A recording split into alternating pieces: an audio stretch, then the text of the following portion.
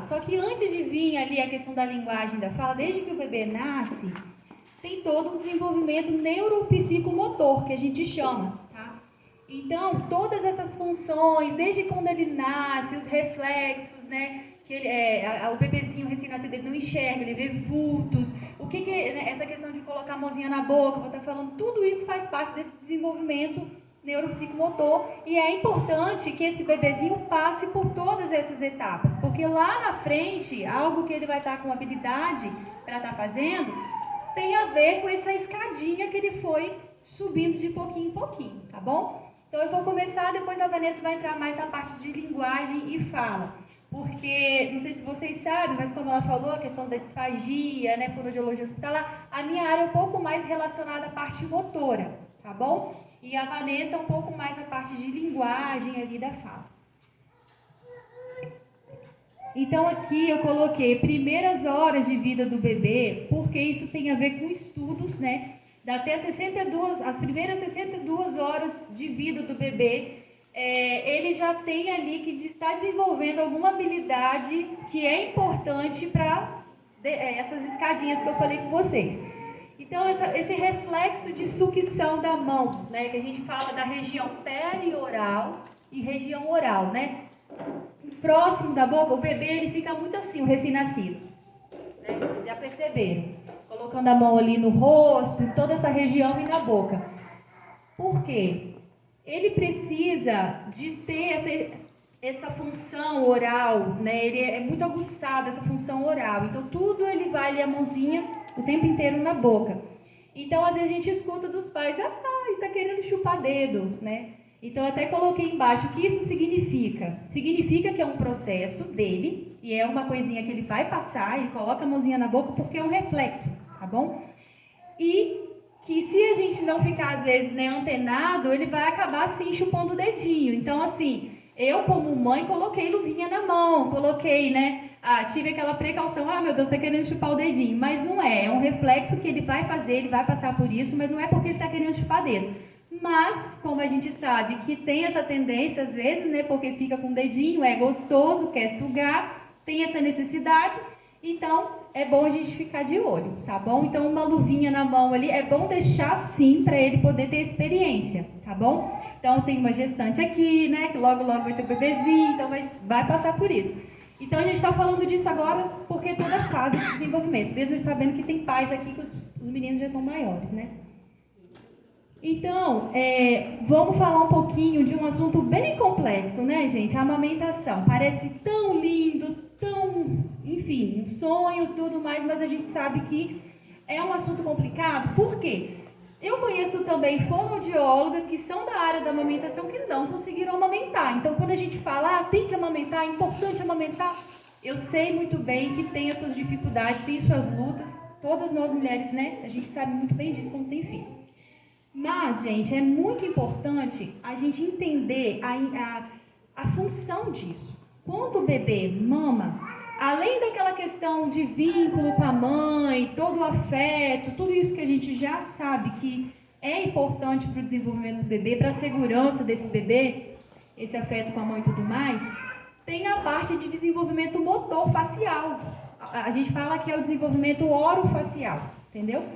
Então, quando ele faz a pega certinho ali no peito e tá mamando, tá sugando, o ossinho, os músculos, a inervação vai crescendo como tem que ser.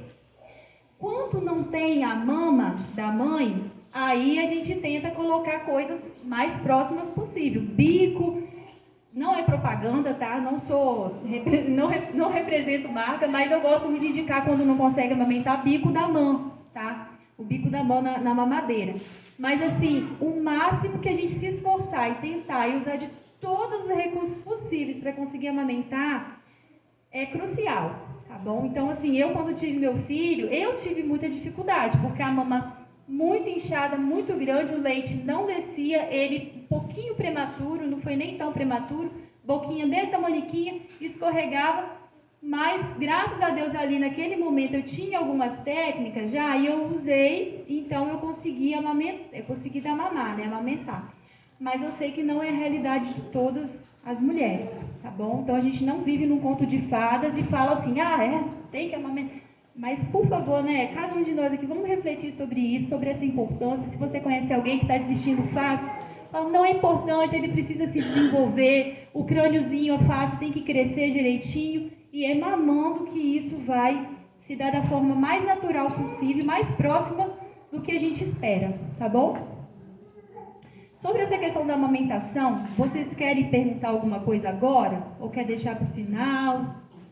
Eu sei que é um assunto meio polêmico, né? Bom, eu vou dando continuidade então. Aqui eu coloquei otites e refluxos. Quem aqui sabe o que significa otite? Dor de ouvido. Muita gente já passou por isso, né?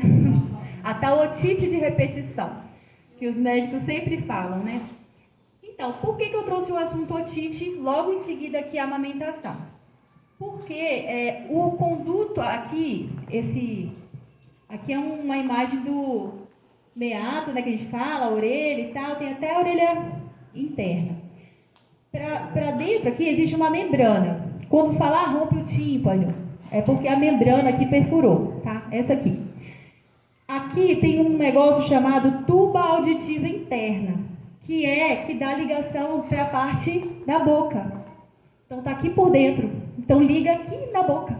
Interessante, né? Então no bebê isso é muito curtinho, é muito pequenininho. Então quando o bebê está mamando, tem ali o esfíncter que abre, né? Que tem uma regiãozinha ali que abre e fecha. Então se entra leite nessa regiãozinha da tuba auditiva interna, esse leite ele vai vir parar na orelha média. E é onde vai gerar a tal otite, que é a infecção de ouvido, orelha média, tá bom? Então, gente, quais são, o que você pode fazer para prevenir isso? Quando for dar mamar, né, colocar o bebê um pouquinho mais elevado, tem as posições viradinho para a mãe, a barriguinha encostada na barriga da mãe, né, mais elevadinho. A almofada de amamentação não é besteira, não é frescura, ajuda muito nessa questão, tá bom? E o refluxo, meu filho vive tendo infecção de ouvido, bebê novinho, vive com infecção de ouvido. Vamos pesquisar, às vezes tem lá o refluxo. Por quê? Esse sucozinho gástrico que sobe, vai para a boca e entra onde? Na tuba auditiva interna que eu falei com vocês, tá bom? Que é esse tubinho curtinho, pequenininho, se a gente não ficar ligado, não ficar ali de olho na posição que está mamando, e se tem refluxo, na posiçãozinha que coloca eles, vai ficar voltando, vai entrar na tubinha e vai fazer a tal da otite, tá bom? Então, é um assunto ligado à amamentação, faz parte do desenvolvimento. Por quê? Se ficar tendo muita otite de repetição, vai calcificando essa membranazinha, tá? Então, lá no teste da orelhinha, quando nasceu, deu normal. Mas daí a pouco, né, vai ver que essa criança muito inquieta na escola, muito irritada, aí vai pesquisar a parte audiológica, tem lá um déficitzinho, às vezes, por quê? No conduto mesmo, ali nessa membrana, por quê? Ficou tendo otite quando era recém-novinho, né? E também está ligado à amamentação, então temos que ficar de olho nisso. Bom, outro assunto, né? Eu fiquei com a parte polêmica só, depois ela vai vir falar da parte de linguagem. Então, gente, quais os malefícios da chupeta? Tcharam! Preciso falar muita coisa, né? A imagem fala por si. Mas é todos que vão ficar assim? Não, a gente sabe que tem criança que chupa a chupeta e não fica desse jeito, com mordida aberta anterior, né? A tal mordida aberta.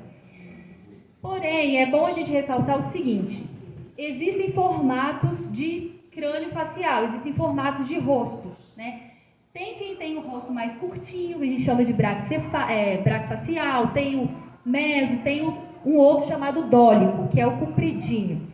Então, ele já tem tendência a ter esse rosto mais alongadinho, a vir a respirar muito pela boca, a ter uma alteração do formato da arcada dentária, do céu da boca. Então, se essa criança chupa a chupeta, Primeiro, a língua dela não vai ficar no lugar certinho que tem que ficar, que é natural. Por quê? Quando a gente fica em repouso, às vezes vocês não percebem, porque é uma coisa automática. Mas aonde que a língua fica repousando? Você já parou para perceber? Agora, presta atenção, está fechada a sua boca. Onde que a sua língua tem que estar repousando? No céu da boca. Se não tiver no céu da boca repousando, a gente fica com cansaço, com dor, né? Com essa fadiga muscular. Por quê? Porque está fazendo um esforço que não tem que fazer. E se a chupeta está ali, a língua não vai repousar no céu da boca. Então a gente tem bicos bons no mercado, né? Ortodônticos, que prometem, né, não fazer tanto estrago assim, porém a intensidade que essa criança usa chupeta vai determinar muito também esse estrago, né? Vou falar assim. E se for uma criança tendenciosa a ter alterações, vai ter alterações, tá bom? Quanto que seria bom o uso da chupeta? Pode pular o próximo slide. Aqui. Esse aqui, então, fez a festa, né? O dedo, ele vai empurrar o céu da boca. Isso daqui, não sei se vocês estão conseguindo enxergar daí. Tá vendo como que tá o céu da boca desse bebê? Isso aqui é palato, o nome disso, né? O céu da boca se chama palato. Tá ogival. Tá enfiado lá pra cima, o máximo, né? Tá aquele formato do dedo, assim, né? Então, quando a criança usa chupa dedo, aí a gente tenta entrar com a chupeta. Quando se pergunta uma opinião, por exemplo, do fonoaudiólogo, a gente vai falar assim, bom, já tentou de tudo, não conseguiu tirar o dedo. Então vamos colocar uma chupetinha ortodôntica, depois a gente resolve o problema da chupeta, pelo menos para tentar tirar o dedo, porque chupeta você tira depois o dedo. Conheço adulto que tem ainda o hábito do dedo, tá? E o palato lá em cima, aí é um sofrimento, porque tem que entrar a parte ortodôntica, né? Com esses aparelhinhos bonitinhos, com esses parafusinhos no céu da boca, para expandir o trem na marra. Então, o que vocês puderem fazer para os seus filhos não usarem, não chupar dedo e não usar chupeta, faça o possível. Tem a necessidade de sugar quando é recém-nascido, igual eu expliquei para vocês? É importante vocês saberem que tem. Tem bebê que é muito estressado, muito agitado, sente muita cólica e a chupetinha vai ajudar a acalentar? Sim.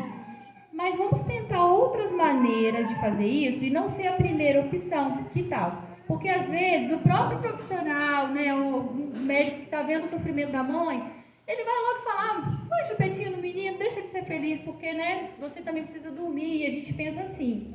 Mas temos que dar uma pensada também depois. Como que vai ficar depois? Essa estrutura, né? E lembra que eu falei do dólico facial compridão aqui, mais compridinho? Se for o caso do dedo, aí pode ter certeza que vai dar ruim, que vai dar problema, tá bom? Então, gente, assim, a parte do desenvolvimento crânio-facial, essa parte oral, né? Foi até aqui. Deixa eu ver se tem mais algum slide. Pula pra mim. Não, aí já vai a parte, né, que a Vanessa vai entrar falando. Então, é muito importante essa parte motora, esse desenvolvimento, o formato, porque lá na frente, na hora de começar a falar, isso tudo que eu falei de palefício não tem a ver ainda agora, nesse momento, com a fala. Mas na hora que vier a parte da fala, vai ter troca de fonema, pontinho de língua vai ficar no lugar errado, tá? Vai ter alterações fonéticas, que a gente chama. Por quê? Posição da língua tá inadequada, tá errada, tá bom? Pontinha da língua tá onde não deveria estar, tá pra fora. E aí fica, né, pai fica, ah, meu Deus, meu filho fala tudo trocado, e agora? Mas então vocês estão aqui recebendo essa orientação, que quando tá pequenininho ainda dá pra gente pensar em prevenir isso tudo, tá bom? Então agora eu vou passar pra Vanessa, aproveitem, absorvam bastante, que ela é dessa área aí da linguagem. Boa noite. Vou tentar falar no microfone, não sou habituada, tá? Falar aqui. Mas eu trouxe um pouquinho para vocês da linguagem e da fala. Tudo tá ligado com o que a Thaís colocou, né? Do que ela trouxe, né? A gente chama de hábitos deletérios, né? A chupeta, o dedo, tudo isso vai ligar lá na fala, né? Vai trazer dificuldades para essa criança aprender a falar, começar a falar. Só que aí a gente precisa ver dois pontos. A fala e a linguagem são duas coisas separadas, mas que estão num conjunto, né? Então aqui eu trouxe para vocês as habilidades que as crianças precisam adquirir antes dela falar. A gente chama elas de comunicação não verbal. Mas o que seria comunicação não verbal? Aquela que não utiliza de fala, né? É através de outros pontos. E aqui eu trouxe para vocês, compreensão e associação são uma das habilidades que são pré-requisitos para a criança falar. Ah, como assim? Para ela começar a falar, ela precisa antes de ter essas habilidades aqui. Se a gente não tem, consequentemente, a gente vai ter um atraso de fala, entre outros atrasos também. Então, o que seria compreensão e associação? Aqui eu trouxe uma imagem do que é a associação, por exemplo. Você tem um brinquedo de encaixe que a criança associa, que aquele espaço ela encaixa ali. Então, isso é a associação. Isso tudo ela consegue fazer com o outro e sozinha, né? A gente também tem a compreensão, que é quando a gente pede, filho, ou né, chama pelo nome, João, pega isso, né? Dá um exemplo, pega a chave, abre a porta, pega seu chinelo, calça seu chinelo, isso é compreensão, é sinal de que você deu o comando e a criança compreendeu o que você pediu para ela. Pode passar. A gente tem outro ponto que é bem discutido, que é o contato visual. É outra habilidade que antecede a fala também, né? E esse contato é com o outro. Aqui a gente vê desde bebezinho ali, ó, desde quando a gente tem esse contato. No momento de amamentação que a Thaís trouxe, a gente tem esse contato visual. É muito importante que durante esse momento a mãe olhe para o filho, né? Converse, né? Faz carinho. E aí você vai estabelecendo um vínculo com o seu filho, né? Então, desde ali de cedo, desde os 3 meses, 1 a 3 meses, já tem esse contato visual. Então, olha como que a gente pode reparar isso muito antes, né? Não esperar chegar 2, 3 anos para perceber esse atraso. Aqui a gente tem outra imagem, né, que traz uma criancinha um pouquinho maior, né? Mas que já faz esse contato e mantém esse contato, né? Então, isso é gradual. No início, ela faz um contato, troca o olhar, vai para o outro, depois ela consegue manter mais tempo esse contato. Outra habilidade, né, é a interação. Repare que ali as crianças estão interagindo. Um batendo palma, outro, né, batendo pandeiro. Tem um adulto ali no meio, né? Então, elas estão interagindo entre si. Uma coisa é a criança estar sentada numa roda. Outra coisa é ela fazer troca com os outros, né? Isso sim, interação. Às vezes você olha a criança sentadinha, mas ela está ali brincando isolada, sozinha, né? Com uma bola, com um carrinho. Mas não é isso, ela precisa fazer uma troca. Por isso a necessidade da gente, pai, mãe, né, responsável, sentar com o filho, né? Pegar um brinquedo de encaixe, pegar um brinquedo com um animal, né? A gente chama de sons onomatopeicos, né? Fazer sonzinhos. Ter essa troca, porque aí a criança vai ver que ela precisa da gente, precisa do outro para ela interagir. E que é legal fazer isso, né? E a gente tem outro ícone aqui, que é a imitação, é outra habilidade, né? A gente até agora listou 5, que é a interação, compreensão, associação, interação e imitação. São 5 pré-requisitos para fala, né? Aqui na imagem, repare que a maiorzinha está fazendo, né? Colocando o dedinho no nariz e a pequenininha também. Então, é assim que a gente trabalha essa imitação com a criança, né? Faz igual, bate o pé, né? Tem aquela musiquinha, né? Cabeça, ombro, joelho e pé. Então, assim, bate o pé, faz pra mim, bate a mão, faz pra mim. Isso é imitação. Você dá o comando e aí dá o tempo dela, né? Não é pegar para fazer para ela, né? A gente chama de imitação gestual, a imitação verbal, é a imitação verbal. Então, tudo isso, ó, antes da fala. E a fala já começa cerca de 1 ano, a gente vai ver mais pra frente, onde que os sons, né, realmente assim, né, que tem função, começam. Então, isso, ó, a gente já tem que reparar desde lá de bebê, até começar a fala, ela tem que ter todos essas 5 habilidades. Aí Aí aqui eu trouxe, quem quiser tirar foto, essa tabela, ela serve como assim, norteador mesmo para nós pais. Por quê? Ali a gente tem todos os sonzinhos que a criança deve estar fazendo naquela idade. Por exemplo, com 1 ano e 6 meses, são aqueles primeiros, né? Mamãe, papai, né? As vogais são muito comuns. A, quando quer pedir água, H, faz algum sonzinho para água. Então, esses sons que a gente chama de bilabiais. O que é bilabiais? Encosta os 2 lábios. São os mais fáceis, né? Daí que a gente pode fazer um link também com o que a Thaís trouxe.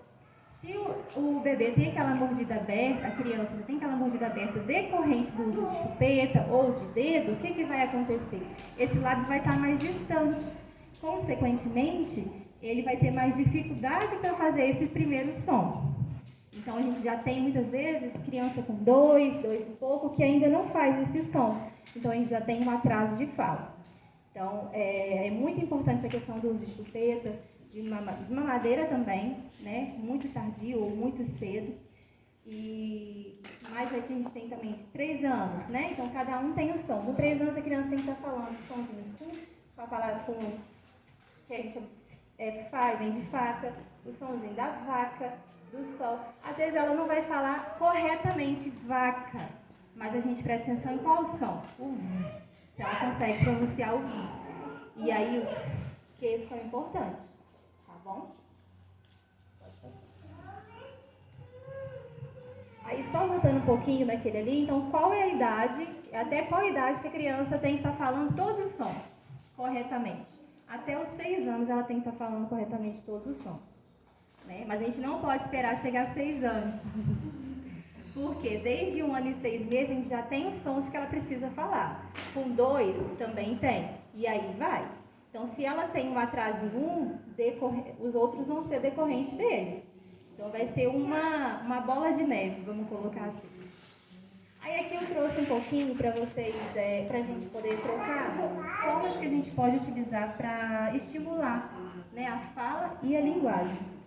Então, assim, a gente tem que aproveitar do nosso ambiente que a gente tem em casa, né, os momentos que a gente tem em casa. Quais momentos? Momentos de alimentação, né, que todos sentam à mesa. O que a gente tem ali? Tem alimento que a gente pode nomear a cor, nomear o alimento, né? E aí você traz essa vivência para a criança, mostra para ela que você pode fazer essa troca. Você, ela, e aí ela te mostra. Aponta para mim, filho, cadê o feijão? Mostra para a mamãe o feijão. Ah, o feijão é preto, vamos colocar? O feijão é vermelho? Vamos nomear. E o arroz? Ah, o arroz é branco. Mostra para a mamãe o arroz. Então, nos ambientes de casa, né? Então, assim, nomeia alimentos, animais, né? Se você está passando por um lugar, tem um animal ali, vamos nomear.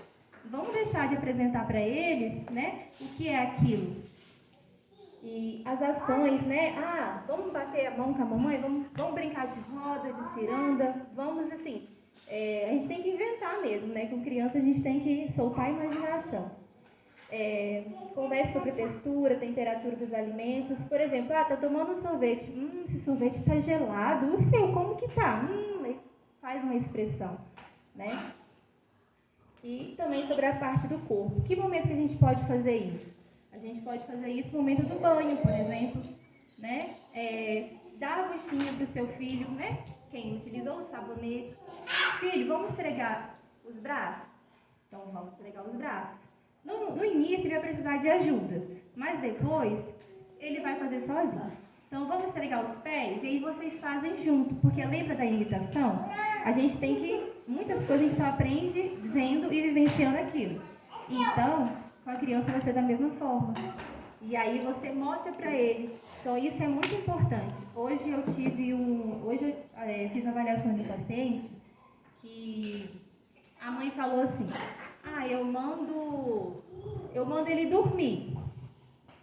Mas aí, às vezes, ele não quer dormir. Aí eu perguntei assim: e você, o que está fazendo nesse momento? Depois que você manda ele dormir, o que você faz? Aí ela falou: a gente fica vendo TV. Aí por que ele não quer dormir? Por que ele tem que dormir e os outros têm que assistir TV? Então, a criança aprende muito com como a gente age, né? Então, se eu peço para ele: vamos lá, vamos dormir? Eu vou caminhar com ele até lá, e ele vai dormir, vamos apagar as luzes e todos vamos dormir. Né? Então, a mesma coisa na hora do banho. Vamos esfregar os pés? Ó, vamos esfregar juntos. Eu vou esfregar o meu, você esfrega o seu. E aí vai. Né? Então, é nomear a parte do corpo. Tudo isso, você vai estar aumentando o vocabulário do seu filho. Pode passar. Né? A questão de narrar o mundo, né? Faz um passeio, né? Vou contar, vou aproveitar essa situação. Estou num lugar novo, vou aproveitar. Vou nomear as coisas. Sempre associar a palavra a um gesto. Aqui a gente tem o exemplo de escovar os dentes, né? Então você fala, escova os dentes. Pega a escova, faz na frente. Isso é importante fazer na frente. Se a criança tiver dificuldade, não precisa fazer perfeitamente no início, mas a intenção dela de repetir o que você está fazendo é o que interessa, é o que a gente está buscando mesmo. E esse último aqui que eu coloquei é tire as coisas do alcance. É outra coisa que a gente vê muito e nos atendimentos, né, o relato dos pais, é assim, por exemplo, tá esse copo aqui com água ou a jarra ali, precisa da criança me pedir? Não, tá ali na altura dele, né? Então, o que a gente vê também? A criança não precisa, eu não preciso de você para poder pegar aquela água. Aqui que eu vou fazer, eu vou pegar. E a criança, ela gosta dessa autonomia. Não é que ela não possa ter, mas é importante a gente tirar um pouco essas coisas do alcance dela para que ela venha até nós e perceba que ela precisa do outro para poder chegar até aquele ponto. Ela vai chegar no ponto que vai conseguir pegar a água? Vai. Mas se ela chegar nisso sozinha, ela não vai falar. Né? Então, ela vai preferir pegar e não falar. Então, assim, tirar as coisas do alcance, isso é muito bom. Por exemplo, um brinquedo. Tem uma estante de brinquedo. Não deixa aquilo no chão. Né? Coloque em cima. Qual você quer? Escolhe com a mamãe.